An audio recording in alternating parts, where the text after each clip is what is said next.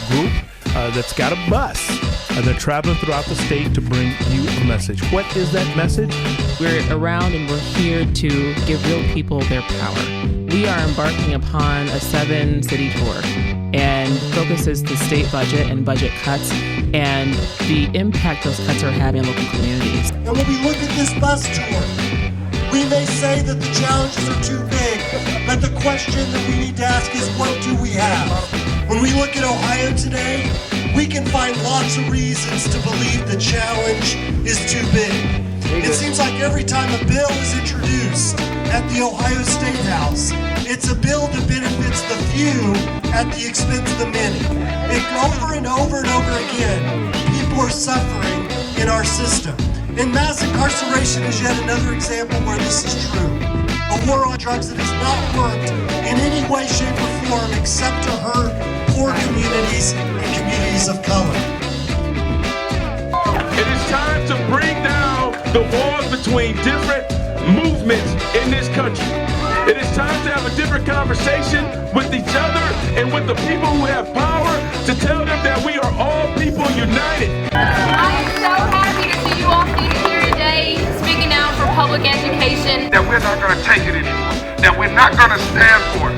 This is just the beginning and the things we need to do. So there's different strands and threads of that are going through the tour. Here it's actually foreclosures, which is directly tied to cuts in local government funds from the 2011 budget and the impact it had on Canton. We have stops that are focusing on education and the impact of education funding and what that means for students in local areas. And then we've had some solidarity actions that have been great. They focus on jobs and the economy, just making sure that jobs are brought to local communities. So this is an opportunity for real people to actually let their voice be heard. And it's not just about hearing talking heads and politicians.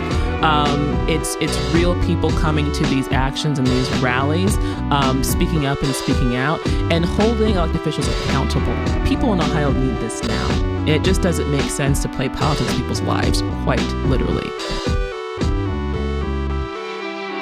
And I personally am tired of our wealth getting sucked out of our house, out of our homes, out of our communities, and out of our neighborhoods.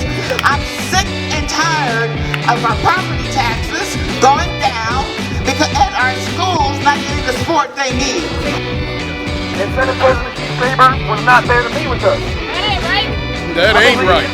That he heard that there were 100 people who wanted to speak with him and want control of our communities and our schools. Hey, hey, oh, oh. I would be. Right.